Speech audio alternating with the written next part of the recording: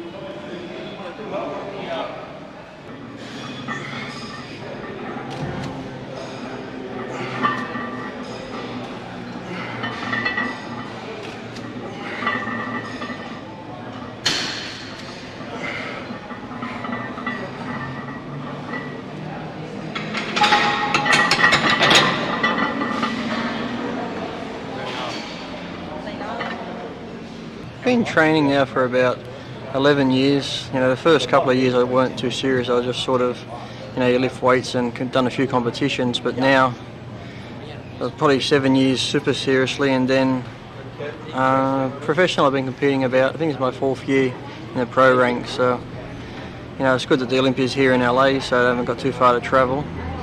So I'm looking forward to it, and we'll see what happens. Not really, because, you know, it's not really up to us. We're going to look the best we can look, and you know, some people prefer the taller bodybuilder with the longer lines, and some prefer the, you know, shorter, freakier type. So I can only do my best, and you know, I might be short, like 5'4", but the muscle mass I carry just as much muscle mass as someone 5'11", 6 foot. So you know, it's up to the judges what they want and what they're looking for. But you know, I can only come in my best shape, which I will be, and then it's out of my hands after that. You know, the training I take serious, dieting I take serious, but contests I just take as fun, you know. I manage to do contests for the fans and just to get their reaction and go and meet them and let them see us on stage, you know. People take contests too serious, which I never do, you know. I just enjoy the training, so if I didn't compete it wouldn't bother me, and that's it. But, you know, I just enjoy it, and I like seeing all the fans there, so it should be fun.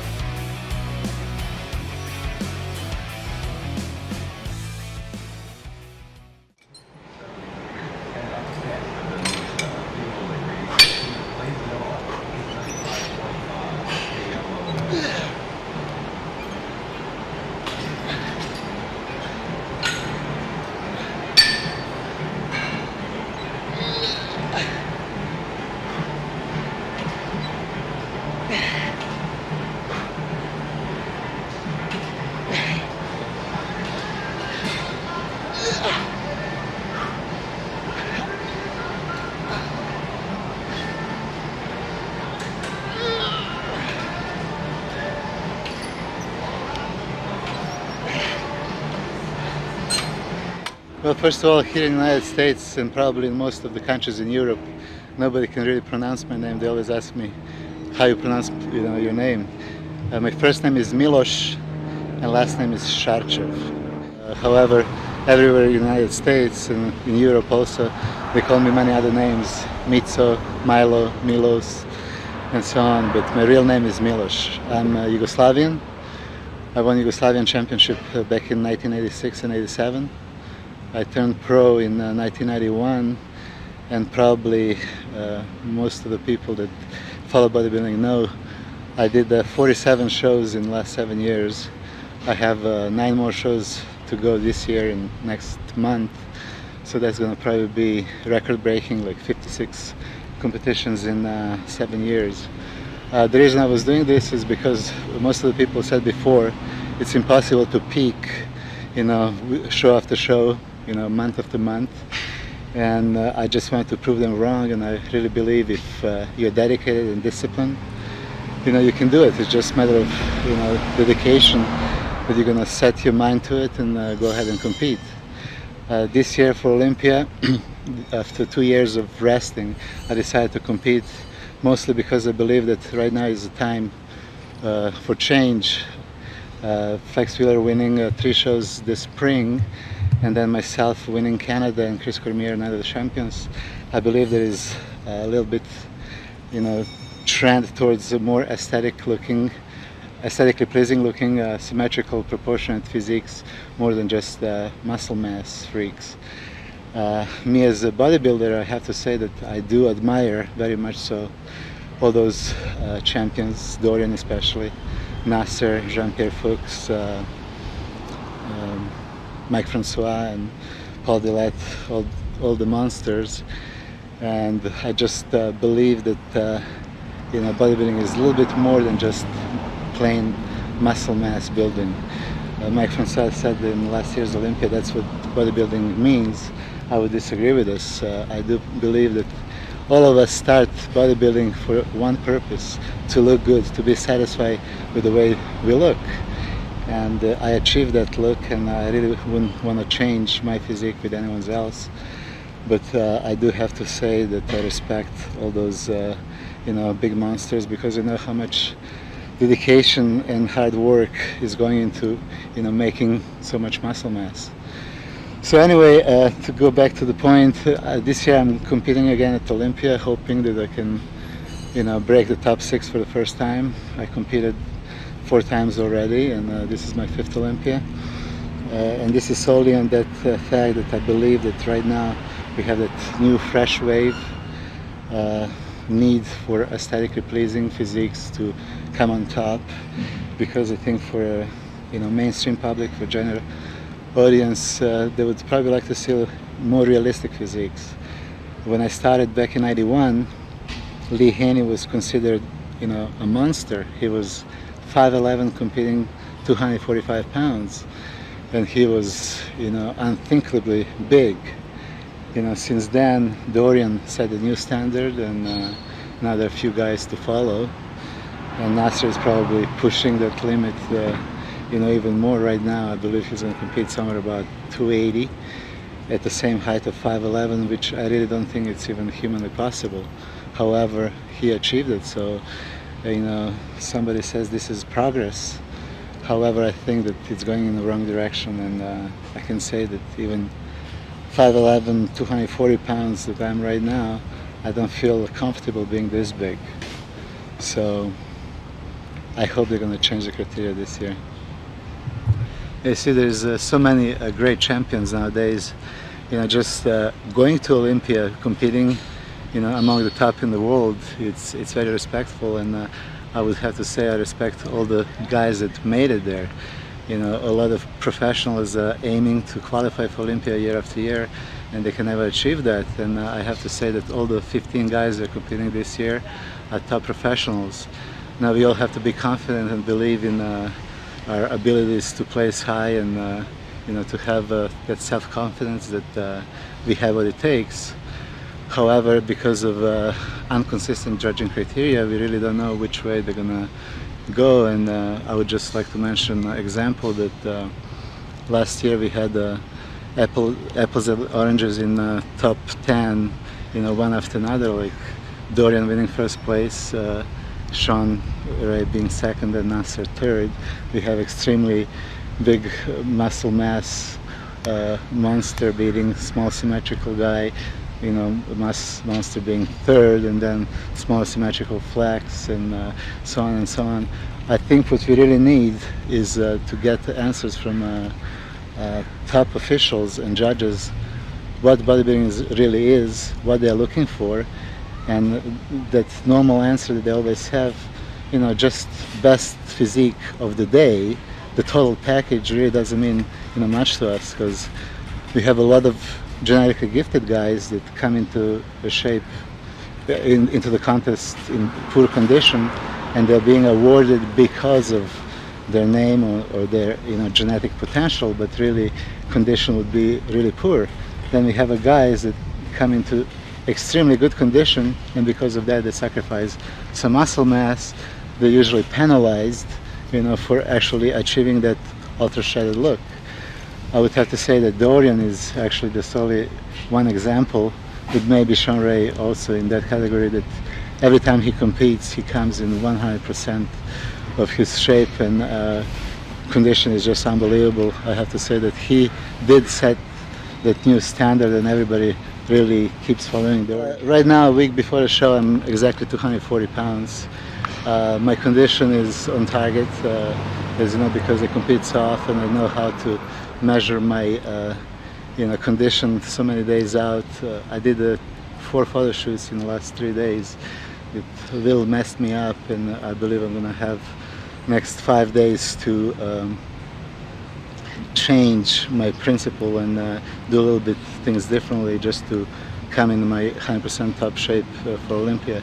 I'm very pleased, I'm satisfied. I think that I'm going to present my best physique and condition yet this year at Mr. Olympia.